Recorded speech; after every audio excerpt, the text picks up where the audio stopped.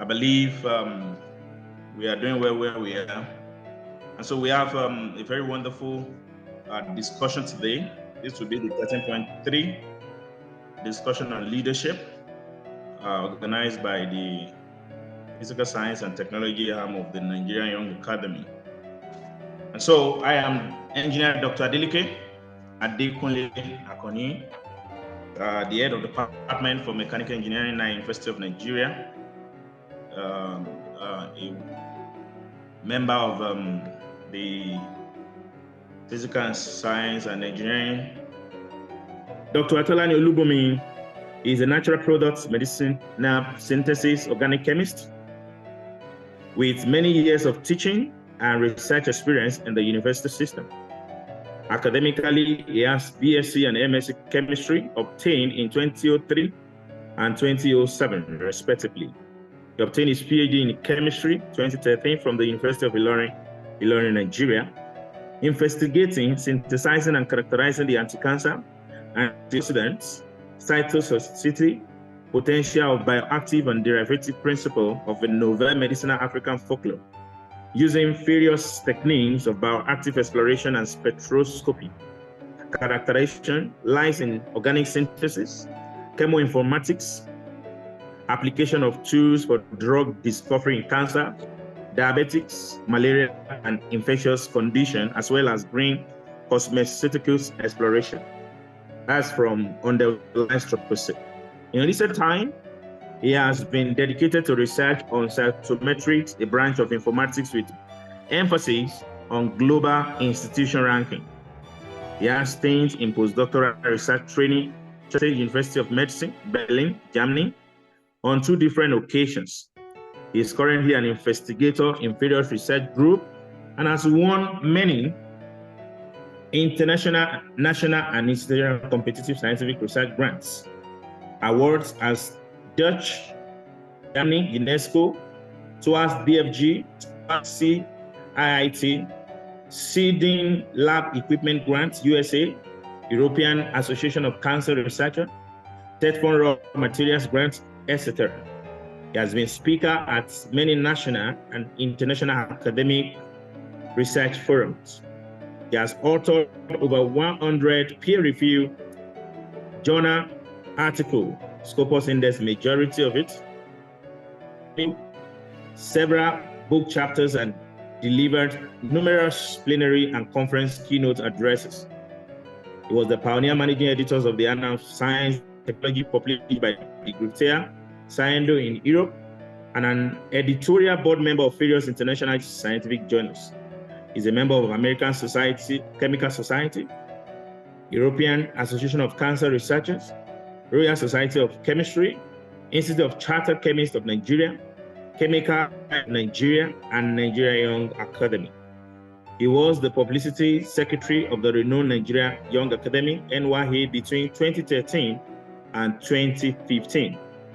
He is currently a faculty member at the University of Ilorin, Nigeria, where he passionately teaches and supervises both undergraduate and postgraduate system. I want us to welcome Dr. Atolani as he takes up the platform for discussion. Thank you so much for joining us.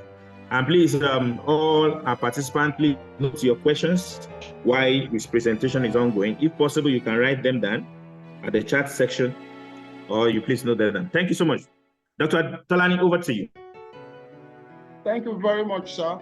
I want to believe I'm very audible. Yeah, yes, we can hear you. Yes, sir. Okay, thank you. Yeah, I was actually still arranging myself, being the second speaker as denoted. But all the same, I appreciate this opportunity. So sorry for that. Thanks.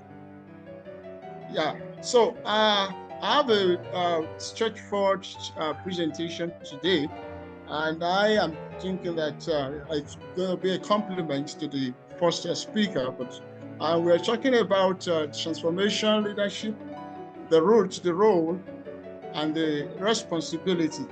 I think I should first acknowledge NYA for the opportunity to give this presentation. It's a lot of effort on your side, and I know there have been a series of presentations, particularly on leadership on the platform of the Physical Sciences and Engineering Working Group. I acknowledge the presence of many senior colleagues. I could see some of them online, and there are some fellows of the academy, and a number of colleagues. I know we see some professors, some associate professors, and a number of people all over Nigeria and even beyond. So the presence is quite well acknowledged. My job is simple, and I'm going to go straight because we are talking about transformation, non-leadership, the root, the roles, and the responsibilities. So it's talking about not just leadership, but transformational leadership. I also want to believe that you are seeing my screen. You will permit me to be a little bit fast so that I can finish everything I have within the limited allotted to me. I am going to be speaking to this hotline, but eventually, essentially rather, we need to first brainstorm and look at some of the issues so that we don't just jump into transformational leadership, particularly for those who are joining this series of leadership workshop or training for the first time. We talk about types of leadership. So we have the corporate leadership, we have the societal leadership, we are dealing with more of social issues, and we have knowledge base, which I believe a large number of the audience today belong to. Just talking about academic leadership or leadership within the academic sector. You're a leader of your research group, you are holding one position, the other in your institution or whatever. Then we also have the religious leadership, and we have political leadership. And unfortunately, the truth is that many academics have shoved away from this aspect of political leadership as a result of being focused on research, and their leadership skills is not developed. But the truth is that not all of us, let me say, will remain in academic leadership forever. And you can have an example of the current Speaker of the House. We know he's a doctor, and then he has academic background up to that level. But now he's only a prominent political position. So whether political or religious, yes, the presentation is going to cover essentially, but maybe we also need to look at a little bit of more aspect of this leadership training, particularly in the academic sector, because once you are good in that aspect, definitely you will transfer those traits and quality to the other part. We actually also talk about some of these fundamental of leadership, and I'm going to quickly speak to that for the sake of the paucity of time that I have. We currently live in a world of confusion and without direction. The clueless who they informed, the well-trained, the well-informed, but he informed careless about the reading of the clueless. And that's why if you look at the picture, you see there is a simple solution sitting by the side of this man, but unfortunately there is no clue, there is no guidance, and a little thing could have done will have made a lot of difference. So the person in the pit is helpless, the person up cannot also help. So we have leadership capacity dwindling, and everyone suffer innocently, innocuously, and deplorably. And it's not only the political sector that suffers, the literary suffers, the academic suffers, the nation suffers, the world suffers, the whole globes. I eventually have a taste of it. So, no system for nation or institution advance beyond the level or capacity of our leadership. So that's why leadership is very, very paramount. We must start talking about it from the cradle. We don't need to get to the level that we have. Some of us as lecturers, or we have some students under our training, we have some postgraduate students, and all categories of persons. And this is the time to inculcate some of these leadership skills in them. Not all of them will end up in the academic arena. Even if they are, some of them will be picked into political arena, some of them serve in religious leadership position. And if we know we want to make a lot of difference, that's why this leadership training is very, very handy and very important that we must talk about it.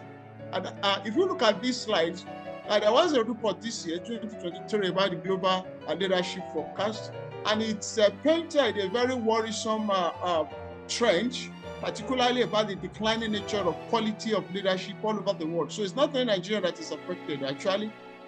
Maybe we are worse hit, I would say that. But we have a global trend. This study was conducted over 50 countries, and close to 40,000 leaders were examined. They discovered that there has been about 70% drop in the quality of leadership. That's why so many global bodies today are not talking about leadership development for the young. So we have the Young Leadership Development Program, we have the YALI, we have the Creative Youth Leadership Academy, we have the Young Leadership Network, a number of them all over the world. In fact, many of them are coming into our country to come and train our people because they know that, like the president said in his opening speech, parts of a problem that impede our movement or advancement to the other pathways is leadership. And it's important that we all look at this, why the global world also in our head. Even I must say that a program in patriotism of cheers and whipping profusely emotionally within me when you see young researchers and academics ruining their academic career and their prospect for leadership. They ruin their integrity, they ruin their chance, because they get themselves involved with so many unethical practices. And sometimes some of these practices start from publication, from their work, going to all form of things, which is not the focus of today. But the leadership quality of maybe the mentor or the supervisor will have, in a way, guided such a person, because sometimes you discover that images are tinted forever, because some of the things they do go on the internet and they remain permanent. And that's why young people's ambition becomes abrogated, abolished, dented, shattered, and suffocated, because they have no clear vision, no clear goal about their future and even about their leadership capacity. They are focused, impactless, impressive, and purposeless because they lack true leadership. Yeah, this is still like it's a form of preamble to what I'm talking about. So they imagine researchers without leadership will so be strangulated, will be subdued, and will be suppressed. And that to affect the entire nation, to affect the city, nobody will be immune to some of the impacts of these things. So why should everyone develop these leadership skills before we now go into talking about the green transformation leadership? Young researchers today, they are the future of tomorrow. And the future is nearer than we could imagine. In 10 years of this time, some of the students in our domain, for instance, for those who are lecturers or young researchers, in the 10 years from this time, you can imagine where some of them will be, occupying top echelon of the political world, even the research world, holding positions in the universities and beyond. And the quality they have now are the things they're going to help them. Many researchers, scientists, they fail at leadership level. They bust lifetime opportunity because they don't have the vision, they don't have the goal, and nobody is guided them in the line of such thing. We also need to know that building quality leadership skills takes time. And as a result of that, there is a need for continuous investment in this aspect of leadership interest of our students or young people who are under our tutelage. Yeah, this is actually not only focused on the students or in the academic world, but nonetheless, you know that academic accomplishment and leadership are inseparable. We cannot separate them. Somebody is going to be a good leader, must also have some of this quality. There is a common saying that sometimes we have so many scientists who are bad administrators.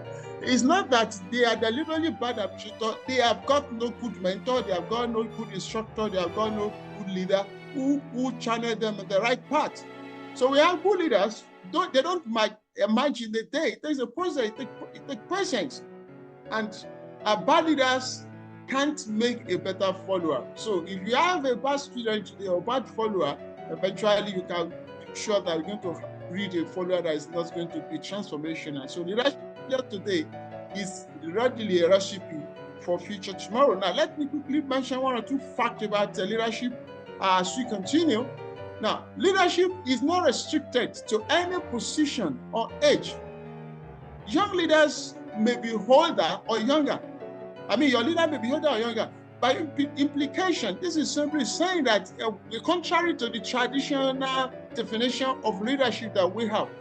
Leadership cut across all age. Now, but when you look at some of these people in the European world who are top managers and leaders of big companies, multinational companies, in nature, some of them are just 30 or even some of them 20. So you begin to see that they provide good leadership that helps the companies or the institution to stand.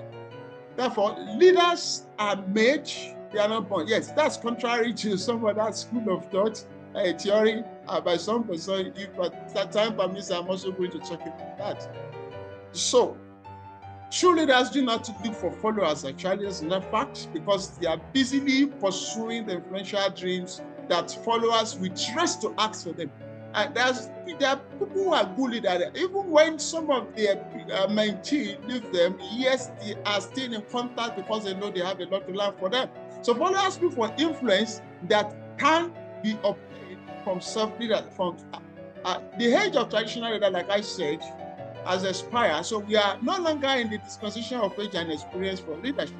We are in the era of knowledge and information. So information leads a true leader, and a true leader leads others. You can be in your room, right? This is also a quote that's from somebody. Just develop your potential, publicize them, and you will see people looking for you to mentor them, to lead them, even to appoint into various positions because of the quality they have seen in you at one time or the other. So these are reasons why we must quickly talk about this. So that influences a lot of people down the line. Our real transformational leaders are people whose heads are crowned with dreams. They sit on the throne of passion. They rule with the vision and the regalia of inspiration. So they have inspiration to guide the people. It's not by force, it's not by coercion, but they know that they have some things that people really look out for. Well, it's also important to mention that being a political leader or a political involvement is not necessarily about, it's not necessarily making somebody a leader. So it's never been, and it will never be. That's according to Richie Norton. Now, also, according to John Quincy Adam, if your action inspire others to dream more, to learn more, to do more, and to become more, you are apparently a leader, whether defined in the conventional way or not. So there is also this common theory that this great man theory that says that leaders are born. There are some people who are born to lead. That's contrary to some of there are a number of theories that we have. That people are born, they are born with charisma, they are born with confidence, they are born with intelligence and some social skills that qualify them to be a natural leader. But they also have some other theories. I'm not going to talk about that so much for the sake of time, institutional leader, behavioral theories, and so on and so forth. Now we have this as subject of translational leadership, not just about leadership, but precisely about transformational leaders. It's also different from transactional leadership because we have this confusion about that. We have this basic type of leadership, and that's to make us narrow down to the transformational leadership we're talking about today. The democratic, the autocratic, the laissez-faire, which is actually talking about the delegative leadership, the bureaucratic, the servant leaders, and so on and so forth. Now we have transactional leaders, which is a form of leadership, and it's essentially opposite to transformational leader. This slide shows some of the difference, but I want to try to be more improving. Now, the transactional leader, which is also not entirely bad, it motivates using rewards and punishment. So when we have people, maybe we are climbing the ladder of leadership, or we are being trained as a mentee for leadership, some of these ones, the leaders try to include the training, I would say, irrespective of age or level or position the person is operating, with rewards and maybe punishment to make them accomplish a certain goal. But a transformational leader motivates with enthusiasm and charisma and inspiration. It tends to make somebody to see that, oh, there is a need for you to do this, and the person, without much coercion, without being forced, the person goes into it, and then with commitment and with the long-term focus on the side, he pursues it as a transformational leader. And that also makes use of intrinsic rewards and esteem pride. But the other one makes use of extrinsic rewards pay, promotion. Yeah, those ones like we have in the academic sector today. So many people are just advancing because, they believe that they are becoming a leader because they are getting promotion, publishing, and doing some of those things. But being a transformational leader is actually beyond that. And the reward is somebody to be proud of the person that is being trained for. So we have a transformational leader being defined as a leadership approach that causes change in an individual, social system, and in its ideal form, it creates valuables and positive change in followers with the end goal of developing followers into leaders. It's not just about you are a servant, you're a leader, you're working just to do this, but there is an end goal that is in target, in focus, that they want the person to attain eventually in the future. So we have this basic fulcrum in which transformational leaders it builds upon. But generally we have leadership being built on authority, built on power, built on influence and active with wisdom.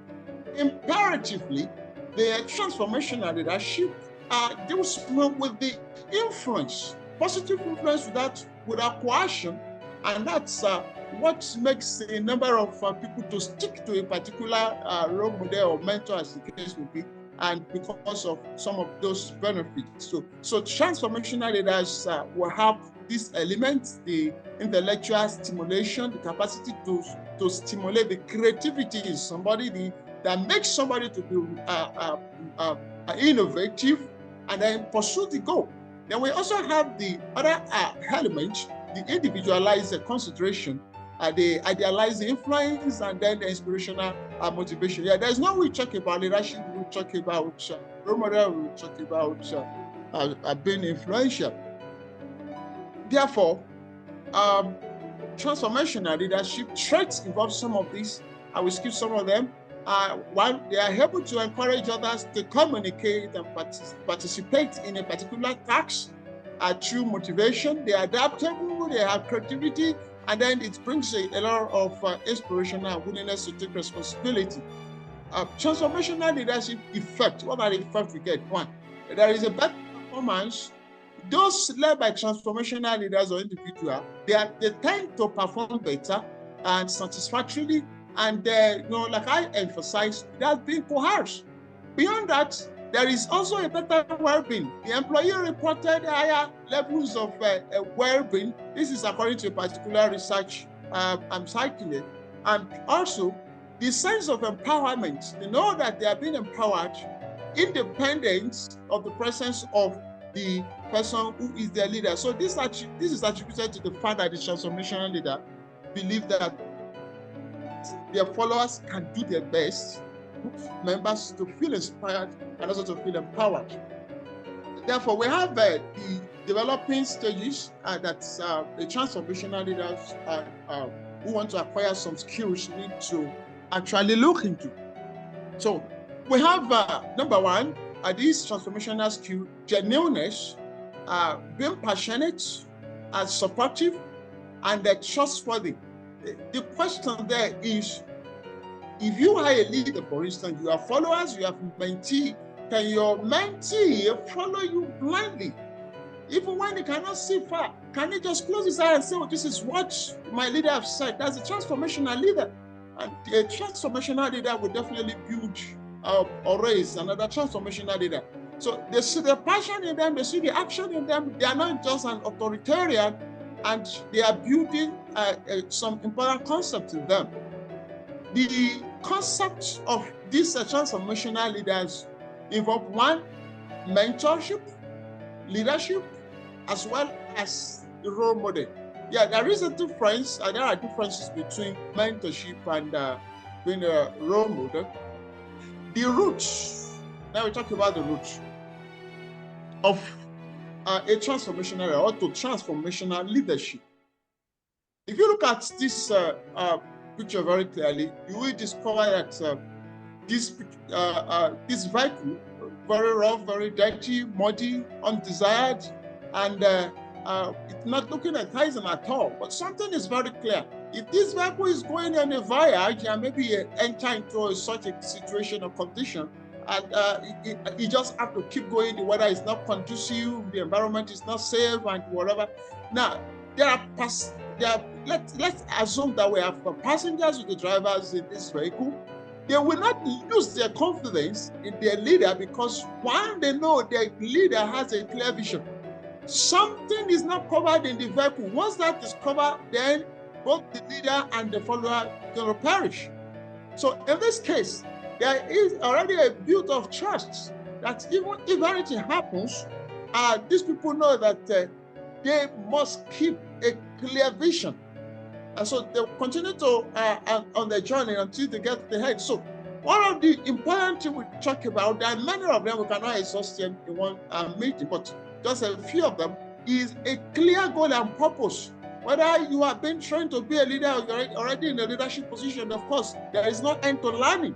So leaders need to be optimistic. Their vision must be clear beyond the present. They must be seen beyond, seen into the future, beyond their presence. So the keeping of the vision clear is one of the important rules. You may not have the entire blueprint to how the whole journey will look like, but you can perceive the end. You can perceive the goal that, oh yes, going somewhere, and that thing, there will definitely be obstacles, but your inner vision, your clear vision will keep you going. Now, there is a particular person that inspires me so much. That's actually when first man, 1904 to 1979, and I have tried to read a lot about him, read about his leadership type, and look at some of his focus and passion. And particularly what makes me so interested in Wena is because when I worked in the University of Charité, I was also where I was on two different occasions. Now, this happened to be a German a researcher and a physician. He had a clear vision, he had a goal. He knew he was going somewhere, but the path was rough. There has been a kind of anesthesia they've been performing, and the number of operations they do in the medical world in those days. But particularly, this man was saying, people are dying of heart problem. They have series of cardiac arrest, there are series of heart failure, a series of blood pressure problems in the hearts, and a series of defect that is killing people. Because people don't have, physicians around and they don't have access to the heart. But this man had a vision, he had a goal, and he had a purpose that, we can pass a particular tube into the heart and then use that to study the heart. But the Charité institution at that time did not give him the ethical approval. But this man, one day, decided in 1929, called the nurse, got himself anesthesiated, and then he injected a catheter through his arm down into his heart. That's the thing, and then it was a very funny, I would say, experiment, conducting such an experiment on himself. Now he took the X-ray and it eventually got the tube down to the heart. And eventually, when the news came out, this man was in prison. It's an unethical practice. You cannot do this and that. In fact, he was dismissed for unethical practice. But in prison, eventually he was released. A few years after that, precisely 1956, he got the Nobel Prize in Medicine for developing a procedure that allowed cardiac catheterization. And that's why they are doing the cardiac catheterization as a result of this man took a risk to do. So there are elements of risk when it comes into leadership. Of course, sometimes some risk doesn't want it. But when you read about this man's leadership style, his inspiration, and then you begin to see what are the mentors of today passing across to their followers. Now, number two thing we also need to talk about is the readiness to break territory and boundaries. The leaders dare the unthinkable. So if you have a leader, a transformational leader, that everything is just normal about him, is not getting grant. If as a student, for instance, a postgraduate student, as the case may be, maybe he's not getting grant, he's not getting scholarship, he's not publishing in high impact factor journal, there's nothing so tangible about him. No matter the sweetness of the world, he's able to be an inspirational, transformational leader. So he is not leader who breaks no territory or dare to break territory. So people want to see some of us who are a little bit advancing, maybe professors and the like. I'm also trying to advance also at Silana, but then there is the need breaking of the territories or some boundaries, whether in the political world, in the academic world, as the case may be. I use this example of this man Francis that shows us. The man, I want to believe, I just read a little about him. He carefully selected somebody to mentor him because he was going in for a real business to fight in the terrain he was not so much familiar with. And then he needed somebody to build his confidence, somebody who have experienced such and who knows what it's all about to be in the ring with the heavyweight champion. And so he apparently used that to build his confidence beyond the training and so many other things. And that's also to pass a fear across to the opponent. Now, these are some of the things that the readiness to break boundaries a leader or a mentor must go into. Now, leaders also have mentors. Even when you are a leader, you still get to discover that you need a mentor. I was in a particular meeting with my vice chancellor here at the University of Ilorin some few days ago, and he was making reference to a particular person I don't want to mention, that he is his mentor. And I began to wonder, you're the vice chancellor, so you still have a mentor. Even though your mentor has never, perhaps have not been occupied the position, maybe he has occupied the position, but no, you begin to imagine somebody at that level is having a mentor. A mentor's vision is beyond the present, like I reiterated earlier on. A mentor is not someone who walks ahead of you to show you how they did it. A mentor is a person who walks alongside to show you what to do and how you do it. And this is what must be inculcated into the upcoming young scientists or young researchers of people in the academia. Because it's not just look at the way I've done it, but we inspire you to tell you this is the way you could do it to make it and make a lot of achievement. So he is a mentor. A mentor can be of any age, like I said, it's not a function of age, it's information age, and it could be in any field. It could be in your field, out of your field, but you have a close relationship that you can derive a lot of leadership skills and training to guide you in the future. And so we not define that in the traditional form. Who is your mentor? That's the question being asked now. Even though some of us are at level of leadership, who is your mentor? I remember when I was in the deputy director position in the Center for International Education, a number of things, well, maybe time will not permit me to talk about it. But the question that we have is, do you admire this person you call your mentor for his vision? Do you admire him for his achievements to be your mentor? Are you proud to be associated with that? Has he ever reached out? We have so many people, I'm sorry to mention, please pardon me for saying this. We have a number of professors who have never gone outside the country. They have not even taken vehicle to Ghana or to Nigeria and Niger Republic, maybe for academic conference, for exposure, to get some tips about their field out of their boundary. How will such a person mention somebody is going to be a good global scholar, is going to be a transformation leader in future? And these are some of the people we have that may not be able to pass across some of this leadership training down the drain to some of the other person that needs it.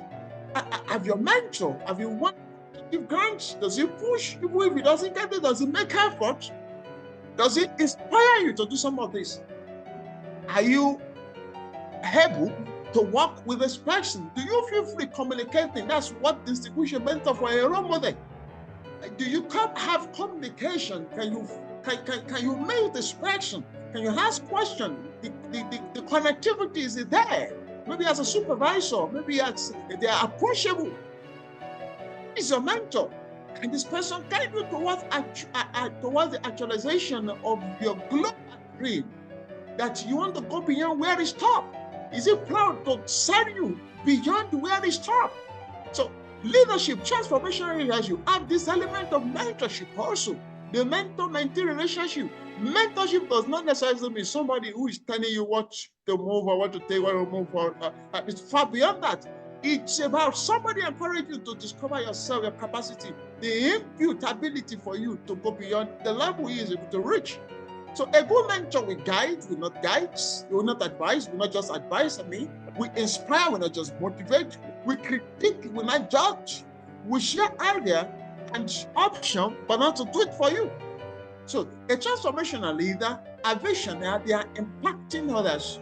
They are successful leaders in their own way, and they see opportunity in every difficulty rather than the difficulty in every opportunity.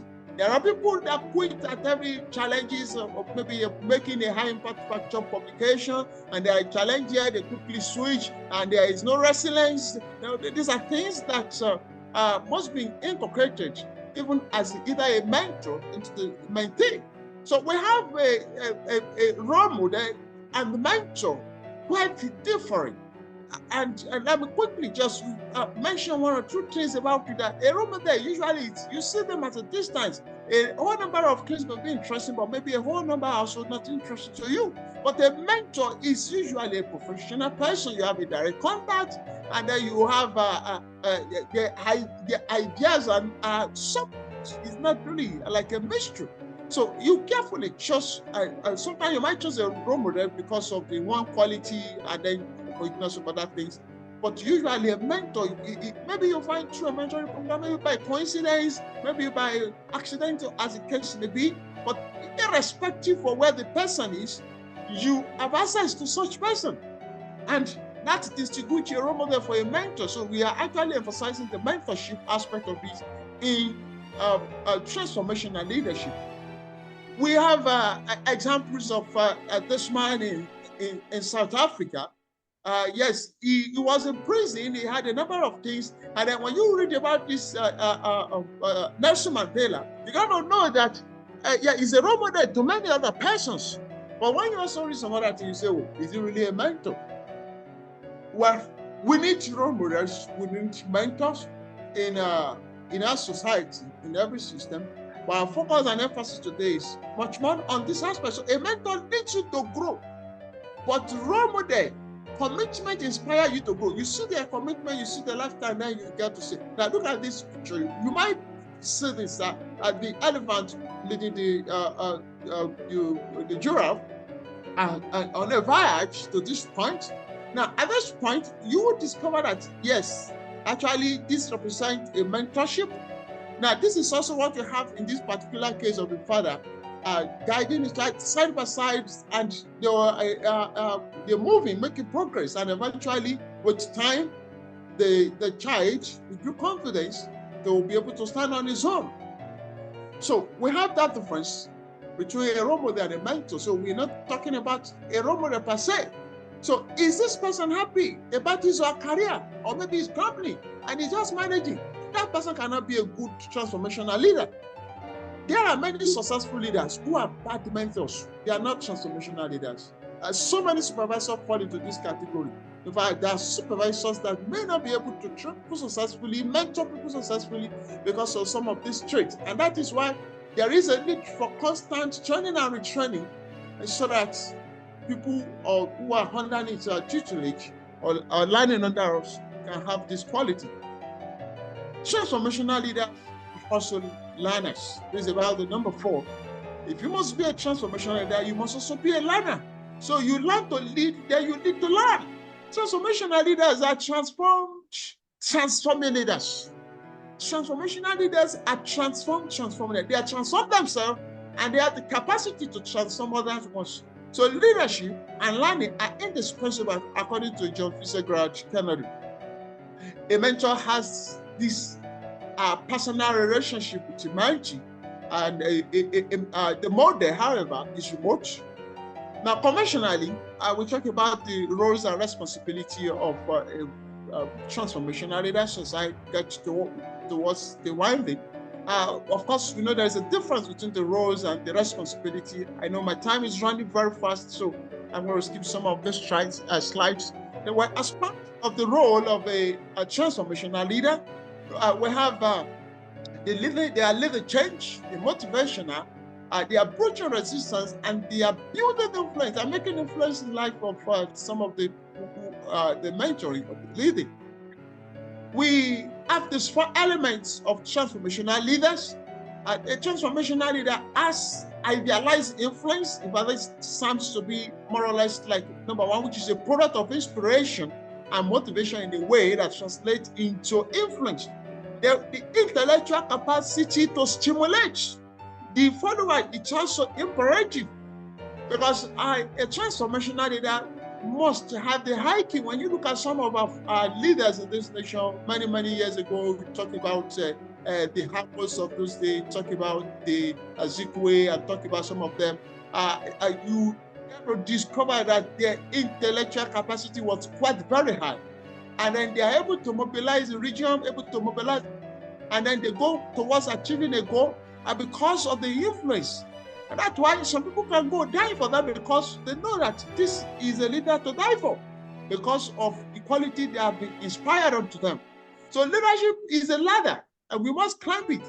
And mentorship is a platform of which everybody must utilize. So a leader can also be a mentor, while a leader can also be a mentee at the same time. You also the scripture, it says it doesn't matter how many resources you have. Sometimes you just need a leader to give you an insight. You don't need so much leaders. If you don't know how to use them, then you definitely need a mentor. You definitely need a leader with foresight and insight to simply guide. So you might have a number of good resources all around you. That's why we get some people, they're getting patents from their research work, because they have proper mentoring. But people who don't have that, they go on to publish all their work and then make a lot of publication, make a lot of a number. But what could have fetched them a whole lifetime fortune for maybe a single patent, they've lost that to publishing. It's no longer novice, it's no longer new, because of the proper guidance. Therefore, we don't need so many ladders. We just need one ladder that is right at the right time, at the right place, to get to destination. Don't abuse the opportunities. It's a cancer which comes as responsibility. That if you must take responsibility to be a leader. If you must grow, if you must reach the peak, then there is the need for this, not to abuse opportunity, because opportunity comes but once. That's why I said I put down imperatives of fear. When I see some of people, young people, particularly PhD students and doctoral students, who are already going the wrong way right from their student age. They're going to a lot of unethical practices. Some of them will put some of their name on the internet now. You're going to see some of the atrocities already performed. It's going to dent their image for life, because the internet doesn't forget, even when the institution forgets.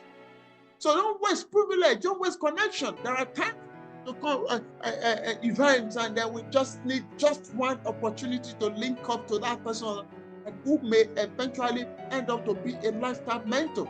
So relationship or association may either make or mark you as a leader, who might a mentee, and could also build, as it could also build those depending on how you build it. So we must therefore be proactive as part of our responsibility and prioritize the leadership training. As we go about our studying medicine, studying engineering, studying every other thing, the aspect of leadership is very, very much imperative. That must be incorporated. That's why we have a number of courses and a number of coming up with that.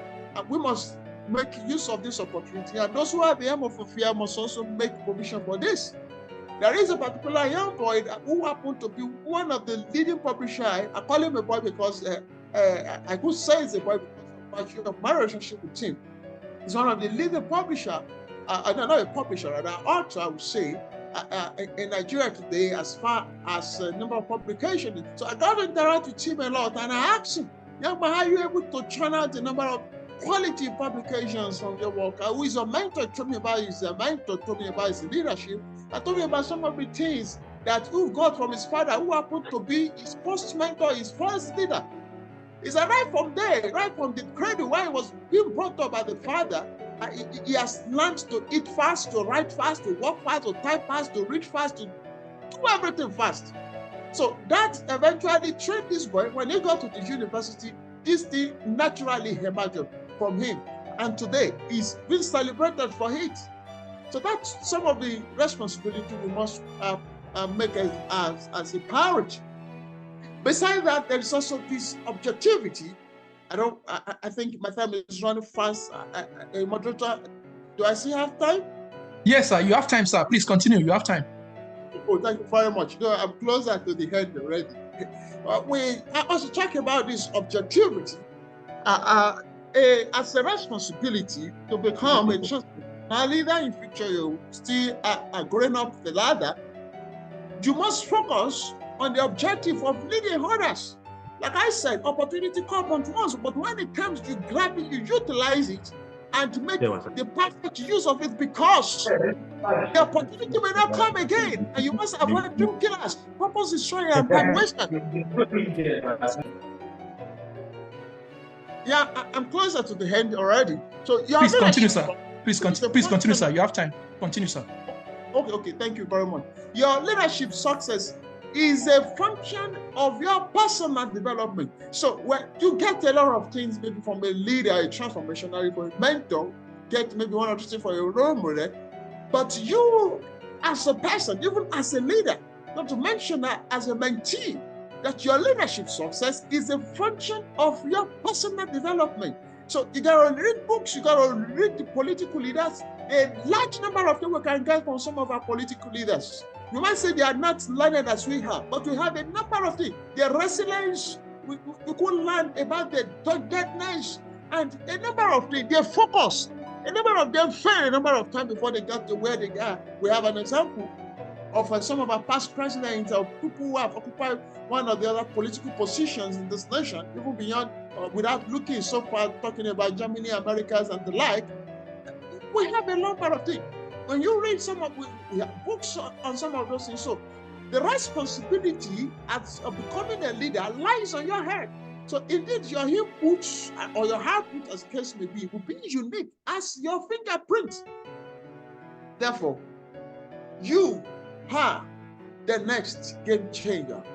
It doesn't matter what age you are, it doesn't matter what level you are, it doesn't matter whether you're a mentee. Even if you are a leader, a mentor, up to now, I want to say that the global world is waiting for us. The 21st century depends on us.